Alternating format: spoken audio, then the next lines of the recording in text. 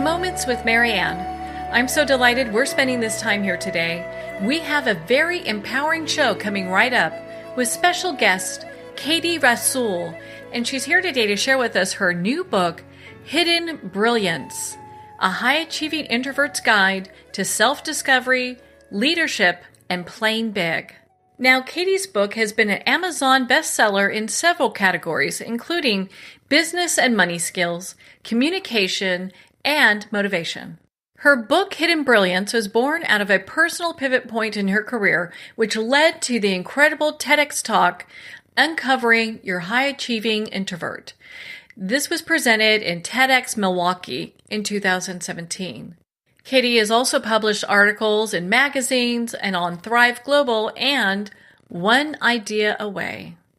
So let's welcome to the show, Katie-Rasoul. Thanks so much for having me. Oh, what a pleasure it is to have you here. And my goodness, what a great book. I mean, most people, I'm sure, are just dying to get a copy of this. Well, it was, it's a fun read, and it talks about a high-achieving introvert's guide, but it really has a lot to, not just for introverts, but people who are leaders or entrepreneurs. There's a lot that are part of the story that can be helpful for so many people. So definitely beyond just the introvert crowd, there's a lot to read and enjoy. Well, there's definitely a lot of great information there, regardless where you fall in regards to, just where you are in work. My goodness, the work with introverts is really big. And so, but before we get kind of down the road a little bit too much, I'd love for you to share with us, what was the inspiration for writing this book? Yeah, it actually started, in 2017, before the book was even written. A lot of the story that's in the book talks about the experience that I had starting my business and coming to this turning point within my entrepreneurial journey. And it had what I call sort of this existential crisis that I refer to in the book, where I started to be like, oh my gosh, I'm running my own business. What am I doing? Am I doing the right thing? And that's a big part of the story that's written about in the book. So that was early 2017. It ended up being a TED Talk. And so I gave a TEDx talk called Uncovering the High-Achieving Introvert in the fall of 2017. And I really realized that I had more to explore and learn and to say about the topic than fits in 18 minutes or less on the red dot. So that became the book. I started really expanding on what I talked about within the TED Talk and writing more and exploring more. And so that's how the book came to be, was that I just knew that there was more to be had than the TEDx Talk had time for. Well, and it's interesting because you do share a lot of your story in this book, and you talk about a lot of different things, and one of them was limiting beliefs. And just when you came to that kind of aha moment when you realized that your belief system was different than, how other people view the world. And I found that really fascinating.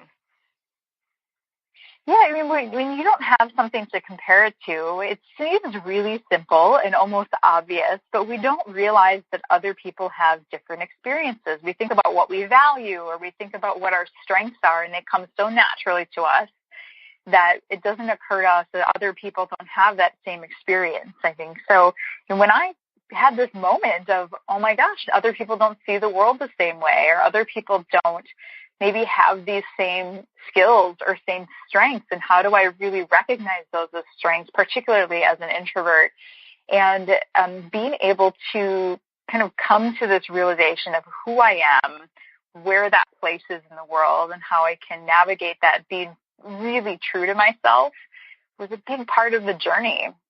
And starting my own company and becoming an entrepreneur became this catalyst and really a magnifying glass onto who was I, who did I want to be, what did I want to accomplish, or what I defined success as. It became a bit of a petri dish for being requiring myself to answer all of these hard questions, where when I was in corporate America and in HR leadership roles within my career, it was kind of able to avoid that question or some of that introspection. So it was beautiful to be able to do it. It was really challenging. It was a bit of a fire to walk through, as I talk about in the book. But those were really important questions for me to unearth for myself. Well, I can imagine. I mean, for a lot of people, when they start, when you start a new business, those are all questions that we ask ourselves. It's like, what is success to me? What levels am I pushing myself to, and what does that mean? And in your book, you do talk about, you had these rising expectations, and no one was there to tell you that you had done good enough, which, just means awesome. Yeah, and I was someone who lived my entire life just really with this achievement mentality, and no one ever put that on me. It was something really internally driven, and I went and got kind of the good job and got promoted, and I always defined success by this continued achievement and striving for more.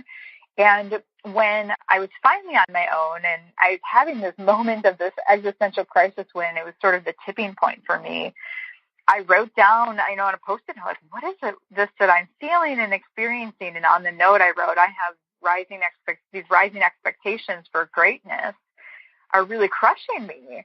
And I'm feeling crushed by that because I don't have anyone holding me back anymore. So it was very clear to me, it was sort of this double meaning that if I fail, it is entirely on me. I don't have anyone else holding me back anymore. It would be my own fault at this point, which is its own amount of pressure. But I used to have a company that I worked for and had those objectives and had a boss that would tell me what those objectives were, where I needed to go, or would say, hey, great job, Katie. And then I would know it was like, okay, good enough. I can stop working on that. And when it was just me, I just kept making things better, kept hustling, kept working harder, and worked myself to a point of like, this is nuts. When I have to be able to know when to tell myself that, yep, that was successful, that was good enough, I hit my threshold of excellence, and I'm good. And I think that defining success for me was one of the most critical questions to be able to answer, and saying, how do I define success in the world that I'm in now, in the job and as an entrepreneur? How do I truly define success instead of it being the definition that I adopted from society of always needing to achieve or to do more? Well, and isn't that the truth? I mean, because it is kind of tough to know, okay, how much is good enough? And if you don't have someone kind of weighing in, or you have that inner guidance that's saying, you know what, this is what I'm worth, I'm doing a great job, it's really tough to know where that starts and where that ends.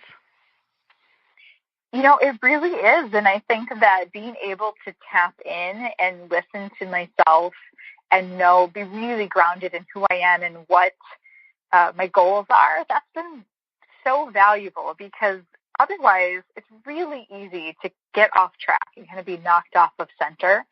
And just knowing what was important to me, when I really answered what is my definition of success, it became that I'm creating something that alters the course of the world for the better. But before, it was just sort of like, get the next job, get more money, get this promotion, or whatever that looked like. And now this new definition became, wow, that's actually much more scary than the first one. Who do I need to be in order to create something that alters the course of the world and puts a lot of my work in perspective? I'd even go to my calendar and be able to say, like, why am I doing this? This is just kind of stuff, none of it that adds to the bigger goal. And it really allowed me to adjust my priorities and focus on the right things that matched the definition of creating something that alters the course of the world for the better. So if it didn't meet that, it needed to go. Well, and that's so important, because when we look at defining, ourselves, your book is really, the subtitle is A High-Achieving Introvert's Guide to Self-Discovery, Leadership, and Playing Big. And it touches all of those key points, as we are in business, a lot of times having those self-discovery moments of, what do I stand for? What's my purpose? What is it that fulfills me is a question that a lot of people ask themselves. Yeah, and I think that it's hard for us to be able to articulate that, and especially as someone as I identify as an introvert, I'm someone who can listen and tap in and have really strong intuition to myself, and I wasn't doing that to my own self. I was doing that to other people in a lot of cases. So when I could get clear and get calm and truly listen to what I knew was my own truth, that's when things really opened up for me as an entrepreneur, as a leader in this new space that I'm in, and running my own business. That's been really, really critical, is to understand that these are my strengths. I can do these well, but I have to apply them to myself and to my own business. And having the clarity of self has been a real game changer for me. Well, and so, and we've kind of touched on this a little bit. When we talk about high-achieving introverts, what does that mean? Yeah, this is right. These are two things. It's almost an oxymoron, or it sounds like two things you might not normally put together. And really, when I think about it, it's a high achiever, and I always approach that term as a mindset. It's like a way of living. There's sort of this drive to achieve, to do more. It doesn't necessarily mean that you scored, perfect score on your SATs, whatever. It's more of a way of living in a mindset. And now, as an introvert, sometimes we get a little bit confused on what that means. But really, as an introvert, it means how you receive or use energy. So I gain energy by being alone and having self-reflection time. But when you put those together, it's sort of this I have to do, I want to achieve. I am very action-oriented and moving forward at the same time that you need this reflection and thought time and time alone. So those things can work against each other in some ways. And what I do in the book is I'm explaining really what that is like how do we help people who have big dreams that can be really overwhelming as an introvert? How do we start to accomplish all of these things that we have as high achievers, but also recognize where we need to receive energy or build space into our lives that really recognize that introvert side of us? And so it helps define it in the book of what that term might actually mean, but also helps with here's some activities or here's some perspectives to take forward, that there are a lot of really driven people who are also introverts, and how do we use these ways of defining success and knowing what our strengths and our values are to be able to move forward in a way that feels really authentic to us and still accomplish all of the big things we want to accomplish. Well, and, kind of dovetailing with that, do you think introverts are often misunderstood in leadership roles? Definitely. I think, that's one of the areas I focus on the most, and why this high-achieving introvert came to be. I would read, books, or I'd read blog articles about introverts, and every time I would get to the career section, it would be some sort of low-level advice around how to speak up in a meeting. And at the time, when I really came to terms and understanding I was an introvert, I was the vice president of HR for a very large company. So I was like, we're beyond that. I got goals, I got dreams here. I'm in a big leadership role. Right? An introvert does not necessarily mean I am, a software engineer that sits behind my desk that doesn't want to talk to anyone. That's sort of the stereotype that we really always kind of put introverts into that box. And so when you think about leadership and high achievement, those things exist, and we just get mischaracterized or misunderstood in the workplace, that some of our best leaders out there are, in fact, introverts and very driven people. And sometimes they're overlooked within the workplace because people don't understand what they can't see. Isn't that the truth? You look at that, and it's, introverts are so busy thinking and analyzing and really kind of processing things. Just because they're not verbalizing it doesn't mean that there's nothing happening.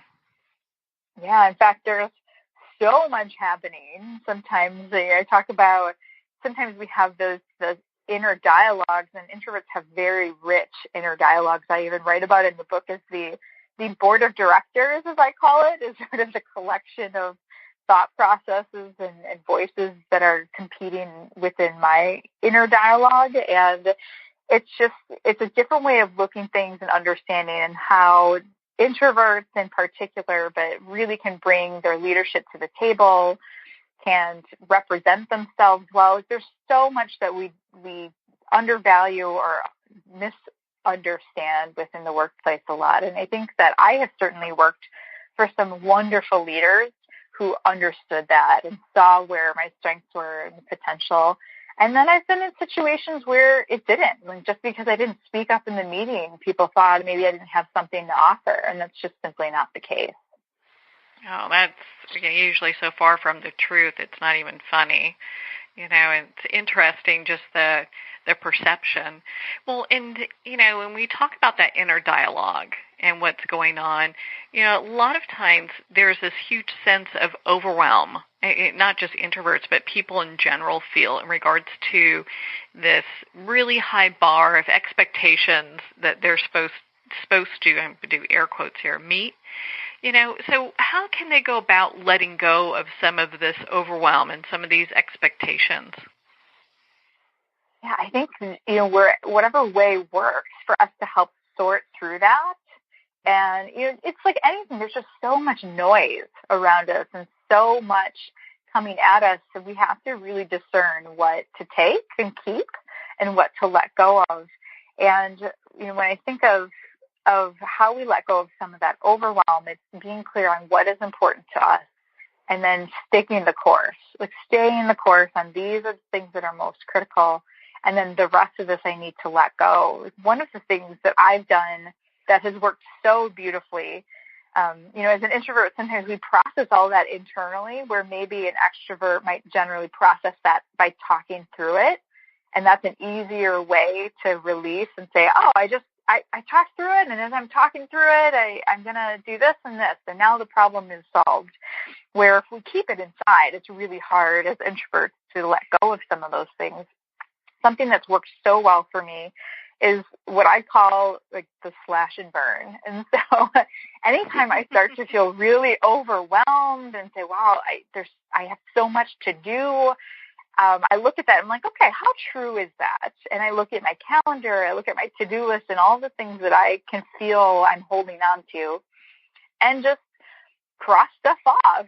So I look at my list and go, okay, I don't need to do that. I can delegate that. This just doesn't need to be done by anyone. It's gone. It's in the trash. I don't need to go to that event. And I instantly feel the relief of that and saying, okay, actively let go of some of the things that I really didn't need to hold on to. And so it's so freeing. Be like, I didn't need to go to that networking breakfast I signed up for and eat bad eggs and like hand out business cards. I don't need to do that this week. It's gone. Great. Like 3 hours saved from my day. And just giving yourself the permission, but then actually taking the action to do that, to let some of those things go, is so beautiful to stay focused on. Because these are the most important things. These need to be done, but someone else can do them, and I can entrust someone else to do them. And then releasing what doesn't matter. It's been so helpful. I probably end up doing it about once a quarter is how it shakes out when things inevitably creep back into my consciousness or in my calendar, and I just need to do the slash and burn and release the things that don't need to be there.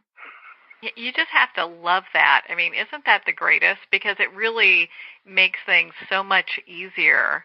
Because a lot of times it's easy to go, ooh, I got all this stuff I got to do, and get into this kind of frenzied panic, Yeah, and my husband is one of the best mirrors that I have. And I'm like, I have so much to do. He's like, what is it? What do you have to do? And I'm like, I don't know. It feels like it. So, that's a good, when I can feel that feeling of overwhelm and stress and feeling like I'm being crowded out is what it feels like to me. That is when I know, like, okay, I need to really look and assess and think about what am I making up right now, but what can I just be done with and get rid of? And it's such a wonderful way to take immediate action and feeling like there's too much happening for me. Well, yeah, and on that topic, because when we get into this, kind of reviewing not just how we do business, kind of reviewing what drives us into overwhelm, but also, when we talk about how do we really define success, what's your tip for doing that? Because I know there are several ways that people define success for themselves. Yeah, and I think that so many of us, if we really dig in, have never really answered it for ourselves. Whatever definition we've been carrying with us comes from, our coaches or our parents or our workplace. And have we ever really defined what that means for ourselves? So just doing that is well beyond probably what most people have really done in the past. And so what I did that worked for me and would recommend for anyone is to really ask yourself, what is your definition of success? I think that was the hardest question for me that I've ever had to reflect on. And once I figured it out, that this was actually my definition was very different than what I had been working towards. Then I could really start to peel back, what am I doing? If I was working for this promotion, does it fit this new definition of success for me? No, it doesn't. Well, what am I doing? Why am I doing this? It's really about creating a vivid vision of you and what you want to feel. I almost say, what on your deathbed would feel most successful. I'm sure none of you would write, I sure wish I had answered more emails, or I'm really glad I didn't spend time with these people in my life, right? That's not where we go. And how will you know if you've been successful? So kind of taking the long view and that vision of what success and fulfillment really would feel like at your final day of life.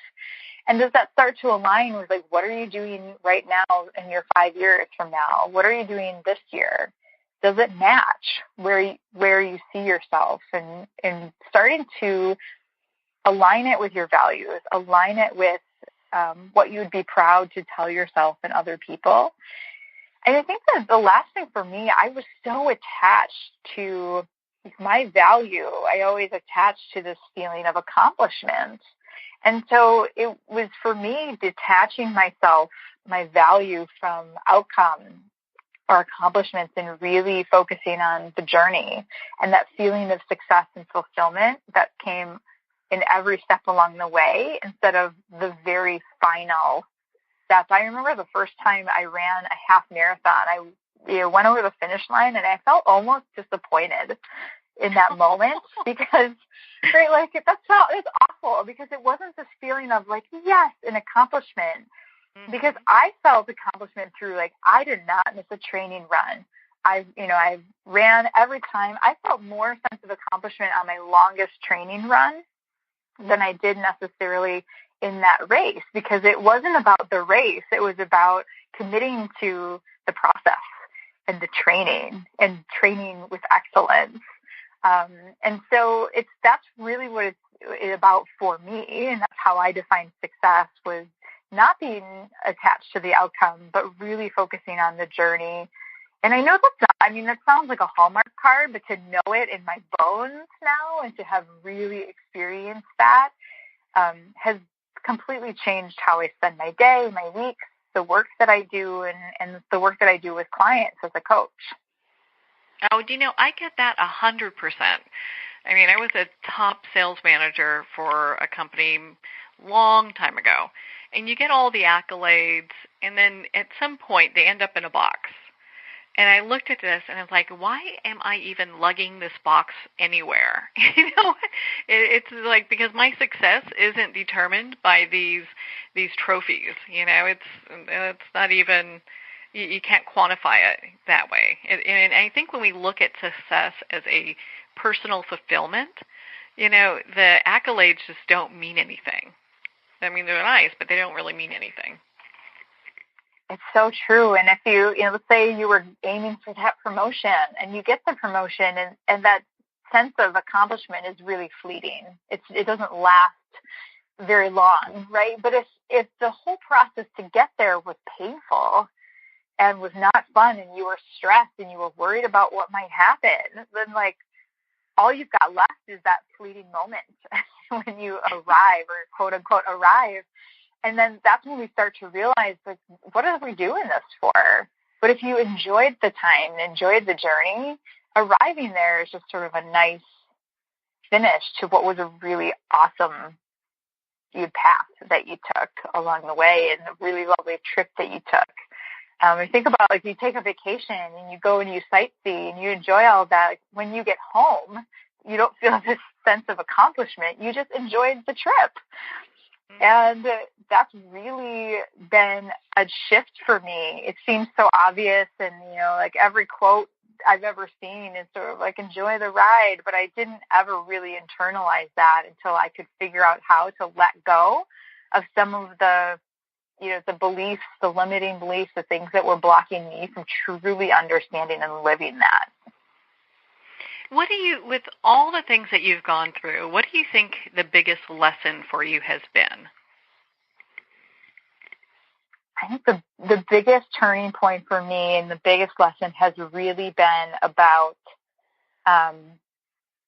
enjoying the ride. And the biggest piece of that has been around being present in, like, the moment, and enjoying the moment I am in right now, instead of always being either searching for what's next or always being worried about what's next. So I constantly lived in this fear of what if, and fear of what might happen. Like, if it was at work, it was always this fear of, what if I get found out? Like, this imposter syndrome. They're going to find out I'm not as good at my job as they think I am, or that I'm a total hoax. Even in parenting, I'd be like, well, what if I don't want my son to get hurt, so I want to just hover around him? What if he gets hurt? What if he breaks his arm?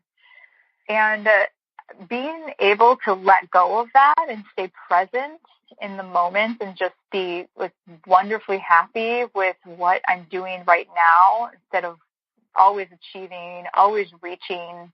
I still am going to do that. Like, I am who I am, but I can do it in a way that now feels really free and much, much lighter. And so that's been the biggest change for me, and the biggest aha in my life. It's been life-altering, really, in every sense of the word. Isn't that great? Because when you can come from a place where you feel more confident about who you are, I mean, everything shifts in business. And, when we talk about shift, you also have ways that people can use as, visual activities to create the life that they want. Yeah, the way the book is set up is really, the first half is the story. So I talk about where I come from, how I got to where I was, and it kind of takes through a little bit of the breakdown in between, and say, how do I get to the other side? And the second half of the book is doing the work. So I give to you literally every activity of how I worked through from point A to point B, so that you can recreate it within your own experience, and hopefully see some of these activities that can be really meaningful for you to redefine what success means, to start to listen to yourself and be aligned with your values. Those are all things that are in the book, so they can be recreated by anyone reading it in your own experience. I wish when I started in business many moons ago that I had this book, because it has so much great advice, very down-to-earth, practical thinking, things that people, most people aren't taught. It's something we have to learn when we talk about, when we get into how we view the world and limiting beliefs. You've got a lot of great information in here. Yeah, thank you. Thank you. I think that these are all the things I wish I had heard or had learned as well. And so that's my hope, is that anyone reading it can find some of the tools to get from point A to point B and experience some of these shifts in their own mindset and their own work. Because I certainly, it was valuable for me, and hope to only pass that on to others. Well, and so, Katie, where can people connect with you, learn more about your work, and be a part of your community? Yeah, I'm on, lots of social media channels, either as katie-rasoul or through my company, which is Team Awesome or Team Awesome Coaching.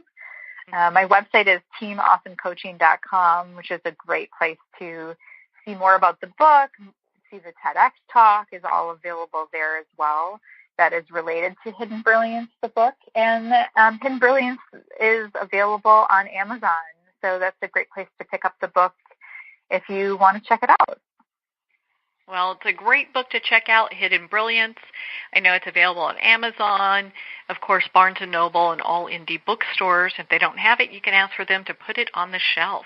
Katie, thank you so much for taking the time to be on the show with us here today. This was a great conversation, Marianne. Thanks for having me. Well, thank you so much, Katie. It's been such a pleasure to spend this time with you and, of course, to talk about your new book, Hidden Brilliance, a high-achieving introvert's guide to self-discovery, leadership, and playing big.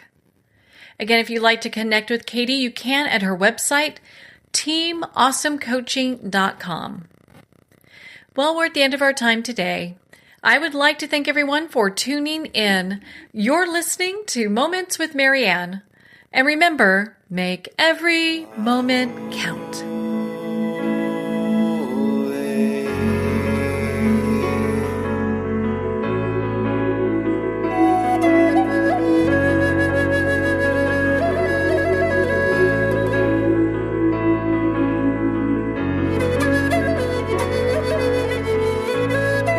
In a single moment, your life can change. Moments with Marianne is a transformative hour that covers an endless array of topics with the best of the best. Her guests are leaders in their fields, ranging from inspirational authors, top industry leaders, and business and spiritual entrepreneurs. Each guest is gifted and a true visionary, a recognized leader in her own work, and while teaching others to develop, refocus, and grow, Marianne will bring the best guest and sometimes a special surprise. Don't miss this. You never know just which moment will change your life forever. Moments with Marianne airs every Sunday, Monday, Thursday, and Friday at 8 p.m. Eastern and 5 p.m. Pacific Time. Make sure to tune in and visit momentswithmarianne.com for more information.